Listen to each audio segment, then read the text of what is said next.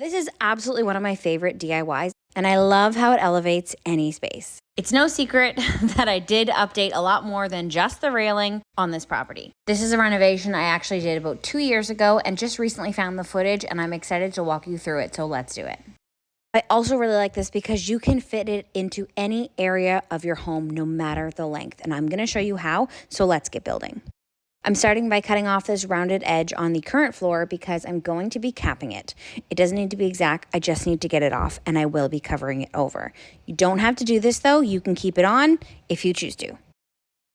I'm using my 4-inch circ saw, and it's probably one of my favorite tools because it is so compact and handheld, and I use it on every renovation that I do. I've been thinking about going over some tools and what ones I think you should have as a DIYer, or if you're just getting started, so let me know because I will absolutely create some content around this.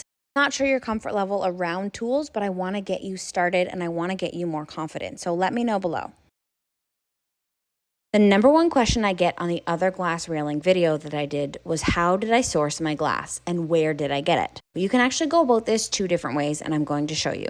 You can order custom, which is what I've done before in the past for certain areas like this dog shower, certain projects, and different looks that I'm going for. What I'm going to show you is already pre-cut pieces, and that is where you're going to save a lot of money. Go online to your local hardware store and see what measurements they already have on hand. Typically, these are going to be for exterior deck railings, but glass is glass and you can use them inside. From my experience, it usually ends up being a little over half of the price, and you can lay it out in several different ways. For easy math, let's say you have a 100-inch span. You could buy 2 48-inch pieces and set the glass into your posts. Or you could buy 3 24-inch pieces and have gaps between your posts. Only rule of thumb here is I wouldn't have a gap larger than maybe 3 inches. There's several different options depending on how you want to lay it out and the look you're going for. Once I figured out what glass pieces I needed, now you need to figure out your posts and your rails.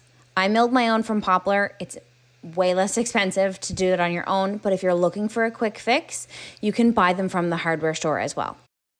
Mine are a true 2x3 post, and same with the top and the bottom rails. Now I need to find the center and cut a groove.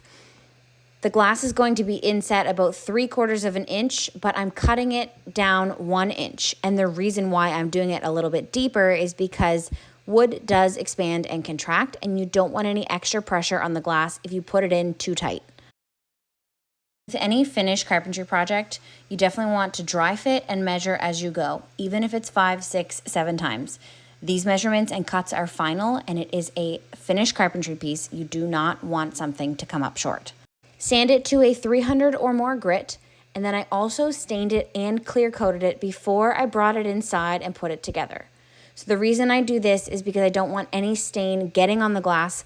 I'm just saving myself the cleanup that I would have later on. So basically the panels are 42 inches wide, and I have cut on my table saw the thickness, which is just over 1/4 of the tempered glass and 1 inch deep.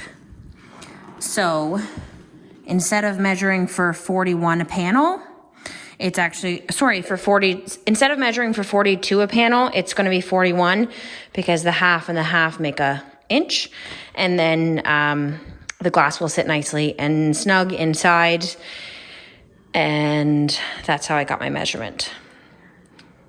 So 3 inches thick times 1, 2, 3 is 9, plus 41 and 41, even though they're 42-inch panels, but you have to measure or take into consideration the 1/2 inch that it's going in on either side.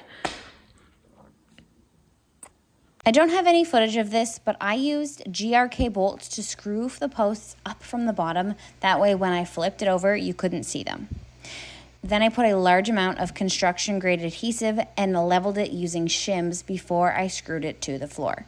And I actually screwed it directly through the grooves because even though you think you're going to be able to see it, once that glass gets popped in, you cannot see the screws. I let that dry overnight because I didn't want to mess with it being level and plumb, and the next morning I popped in the glass. When I put the top plate on, I pre-drilled from the top and I used hardwood plugs. That way you didn't have any ugly screw holes on the top.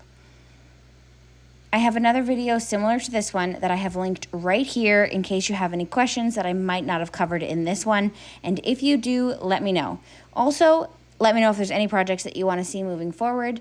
Thanks for watching and good luck on your DIY projects.